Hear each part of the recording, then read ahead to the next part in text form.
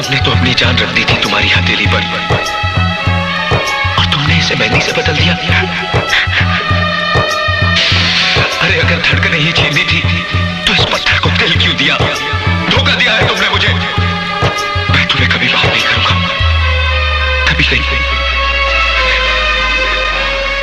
काहे के प्रीतिया लगैलू हो हमर जान, हमर नहीं भैलू हो। काहे के प्रीतिया लगैलू हो हमर जान,